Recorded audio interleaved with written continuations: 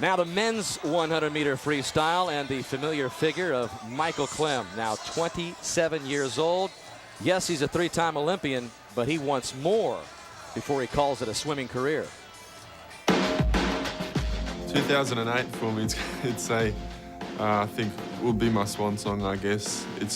I would be the only Australian swimmer to go to 4 Olympic Games. So at the moment, that is sort of the driving force behind me to get to that benchmark. And I'd like to finish my career the way I've been remembered, I guess. Someone that always gives their best for the country, and I've been very fortunate that some of my best swims have been in relay situations, and yeah, 08 is something that I'm really striving for.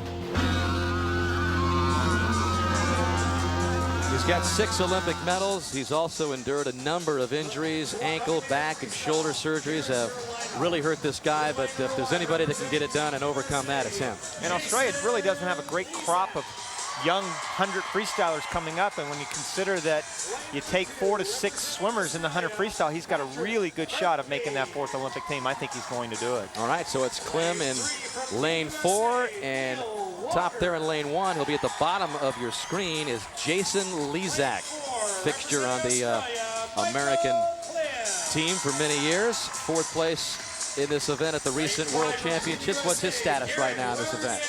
You know, he swam very well this summer. Really had a lot of redemption in swimming a very good 100 freestyler. You might remember in Athens last summer, he didn't make the finals in that. A lot of people wondered about what happened in that event, but he came back in a big way in the 50, final in the 50 in Athens, and almost won a medal in the 100 freestyle in Montreal. Neil Walker just below Klem in lane 3, 2 lengths to the pool in the men's 100-meter freestyle. Lezak would have to be considered the favorite here at the bottom.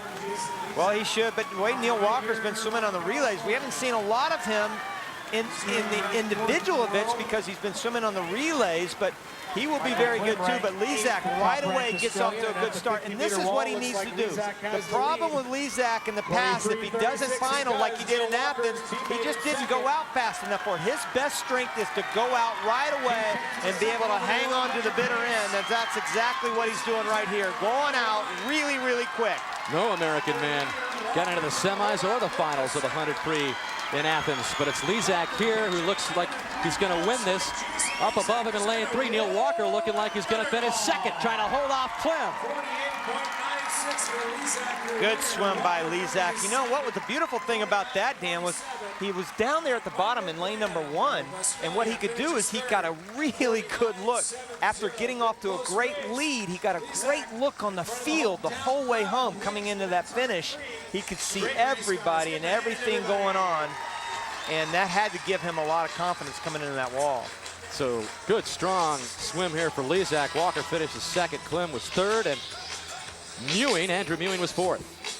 Another 1-2 finish for the United States. You see Neil Walker right there congratulating Jason Lezak. Watch the finish.